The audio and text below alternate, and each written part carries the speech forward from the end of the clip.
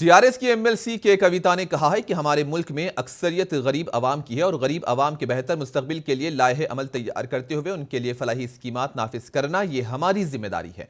कविता ने कहा कि हर दौर में चाहे वो मरकजी हुकूमत हो या रियासती हुकूमत, गुरबा के लिए फलाही स्कीमात नाफिज करते आए हैं, लेकिन आज पूरे मुल्क में मरकज की बीजेपी हुकूमत एक अजीब व गरीब माहौल बना रही है और गरीबों के लिए नाफिज करदा फलाही स्कीमात को फ्री बी का नाम देकर ये चाह रही है कि इनको फ्री बी फ्राहम ना किया जाए, यानी फलाही स्कीमात को बंद कर दिया जाए। इन्होंने मजीद कहा कि वो सबसे पहले मरकजी हुकूमत से ये अपील करती हैं कि गरीबों के लिए नाफिज करदा फलाही स्कीमात को फ्री बी ना कहें, क्योंकि इस तरह से उनकी बेहुरमती होगी। इन्होंने कहा कि गरीब अफराद की खिदमत करना ही हमारा फर्ज है।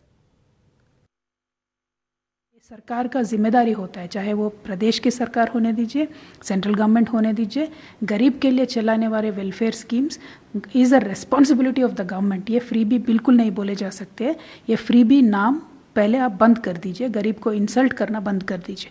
दूसरी बात यह है, प्रदेश जो चलाती है वेलफेयर स्कीम, आप उनको सपोर्ट कीजिए। अगर आप उनको सपोर्ट नहीं करना चाहते तो भी प्रदेश को इंडिपेंडेंस दे दीजिए कि वो अपने आप में चला ले। जैसे तेलंगाना में हम चलाते हैं, हम राइतु बंधु स्कीम देते हैं, बच्चों को फ्री में पढ़ाते हैं, हेल्थ का अच्छा स्कीम्स है।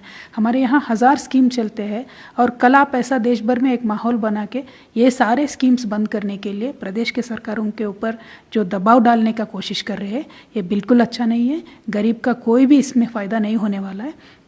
तो जब तक वेलफेयर स्कीम इस हिंदुस्तान में नहीं चलेगा तब तक गरीब के लिए बहुत मुश्किल होगा। तो मैं सेंट्रल गवर्नमेंट से और पूरे देश की जो आबादी है उनसे, हमारे जो इंटेलिजेंसिया है उन सबसे भी मैं रिक्वेस्ट करती हूँ, this is the occasion, this is the time, please speak out and make sure that the welfare schemes of any state will continue.